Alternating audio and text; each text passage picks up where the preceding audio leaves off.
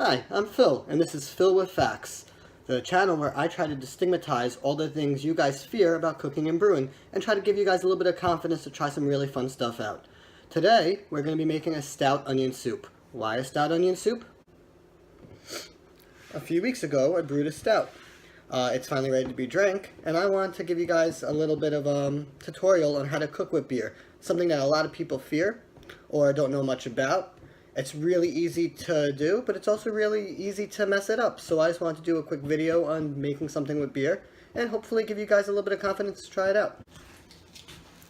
So, for ingredients, you're going to need about 5 or 6 large onions. I like to use 3 different varieties. Today we have Spanish onions, sweet onions, and I used the red onion.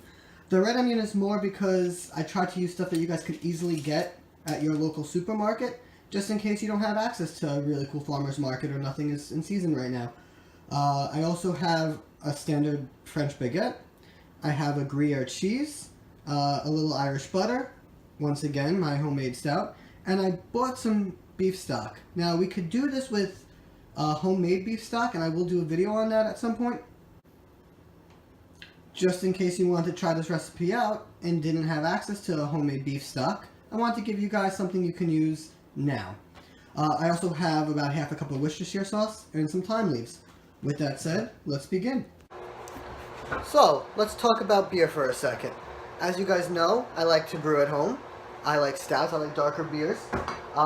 Why would you want to use this in an onion soup opposed to the traditional sherry wine? And there's a few reasons. It's going to give it a really nice body, it's going to give it a really good flavor, and there's a lot of bitterness in the beer, mostly from the hops. That's going to really contradict with the sweetness of the onions. The flavors go amazing together, and that's why I do this. If you don't want to use beer, or you don't brew beer, or you don't have access to good beer at this moment, you can switch out the beer for sherry wine. If you don't have anything that you've brewed, use something you buy from the store. Any beer that you like will go good in this soup, with the exception of something that's super light. You want to stick to something that's going to be a good flavorful beer, something that is a little bitter, but if you don't like the beer you use, you're not going to like the final soup. So it's important you use a beer you like. And if you don't like beer, as I said, just skip it. So you're going to want to julienne your onions. This is the easiest way I find to do it. You take one onion, cut it directly in half. Now you're going to have a root side and the flower part. You want to keep the root side on. It's going to keep a lot of the stuff in the onion and stop you from having that crying effect that you get from onions. You also want to peel off the first couple layers of skin.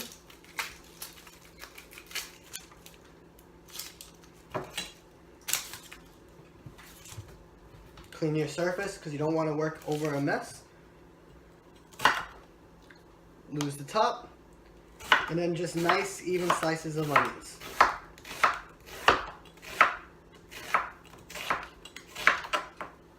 Alright, and now repeat with the rest of the onions. Alright, so our onions are all cut. If it looks like you have too many onions, then you have enough onions. Trust me, they're going to cook down a lot during the process. You don't want to have a watery soup with no onions in it at the end. That's not what you're going for. It's not going to be good. So don't waste your time. Cut the onions. I think there's a lot of fear when it comes to cutting onions. Everyone thinks you're going to cry. You're probably going to cry. That's just what's going to happen. Leaving the stem on, leaving the root on for most of the cutting is going to make it a little bit easier. It's not going to release as much of it. But during this process, it is going to get in your eyes. You are going to get a little watery. That's the worst thing that's going to happen out of it, and you're going to have an amazing soup at the end. So, yeah. Before we start cooking, we should grate our cheese and chop up some thyme, get all our ingredients together, and this way everything will go a lot smoother during the actual cooking process. So, to make the garlic bread, what you're going to want to do is cut up that French baguette, and then just measure real quick and make sure that the slices of bread fit easily into the crock pot that you're going to use. The crocks come in a ton of different varieties. Whatever you have access to is going to be good enough. Now what you're going to want to do is get some butter and about 2 tablespoons of garlic. Get a little heat under it. Just melt and combine.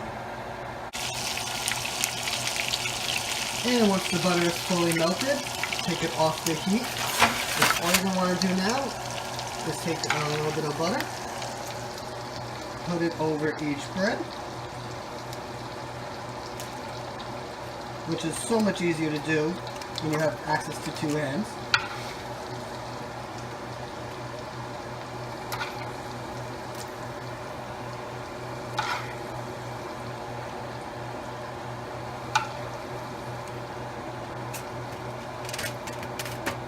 Brush it on real nice with the back of the spoon.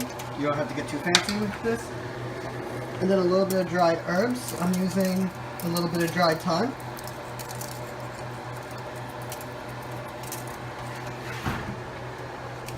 And then right into your oven, where it's going to cook for about 8 to 10 minutes, or until golden brown. While we wait for the bread, why don't we get our onions going? So what we're going to do is put on a medium to low heat. Add about a teaspoon of butter. A little bit of olive oil. Now you want to use olive oil and butter. The butter will start to burn at a much lower temperature. The olive oil will help prevent that. So you're going to want both. Then you want to add your onions.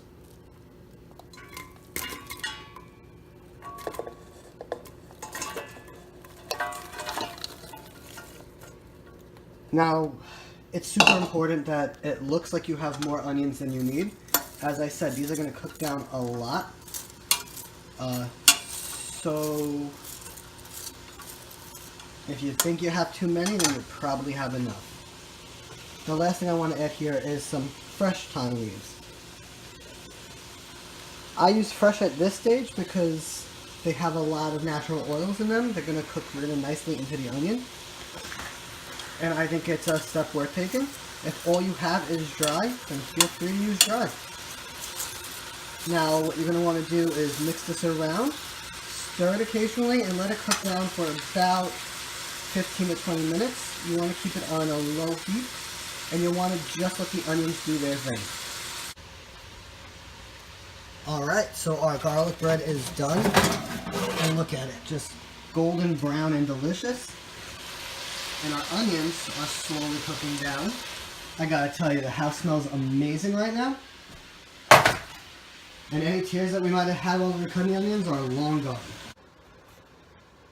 So you don't have to watch the onions like a hawk. You don't have to babysit them. They don't need a lot of attention at this point.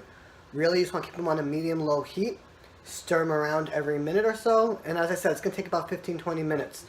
So you don't have to stand over the pot. You don't have to vigorously stir. Just let them do their thing. Let them caramelize. Let them get complex, sweet. And when they're ready, you'll know it. Okay, so it's been about 20 minutes. And as you can see, we have a very different looking pot than we did a little while ago. These have gotten nice and soft. There's some beautiful color there. And we even got some caramelization in the bottom of the pot. So now we're going to want to build our soup. The next few steps are actually really important to follow, so please do so. We want to add half a cup of Worcestershire sauce. And what that's going to do is take all the little brown bits off the bottom of the pan. Try to scrape it a little bit, try to get everything incorporated. Trust me, it's worth it. Next we want to add our stock. And you want to really just cover the onions with the stock. And last but not least, we want to add our beer. So this is going to go by really flavor. If you really like the beer and you really want more of that flavor in your soup, add more of the bottle. You really can't go wrong at this step. I add about 12 ounces, and I know that's going to really add to the flavor, color, and overall product of the soup at the end. So at this point, you want to keep it on that medium heat mark. You want to bring it to a simmer, and then you want to let it simmer for another 10 minutes or so. It's not going to take that long to come together. You do not want to boil this. Boiling this would be really, really bad. Everything you want from that beer, all that bitterness, all the flavorings, if you bring this to a boil, you're going to change all of it and end up with a very different soup. It's not going to come together the way you want it to, and it's not going to taste very well. So simmer, and that's it. If it does happen to come to a boil, you lose focus of it for a second, you probably won't ruin it. I just don't recommend it. Also, remember, there's a lot of carbonation in this beer, so this might bubble up a little bit as it simmers. That's okay. Don't stress it. Just give it the 10 minutes to cook, and you're going to really like the final result. Alright, so we've been going for about 10 minutes. The soup came together nicely. It's a nice simmer right now. There was a little bit of bubbles, but most of them are gone. At this point, you want to taste it, see if you want to add some salt or pepper to it, and that's it. Next step is going to be assembly. To assemble the soup, what you want to do is take your crock and put it on a baking sheet. This is intended to be messy, so you really don't want to make a mess of your oven. You're going to take a little bit of the soup,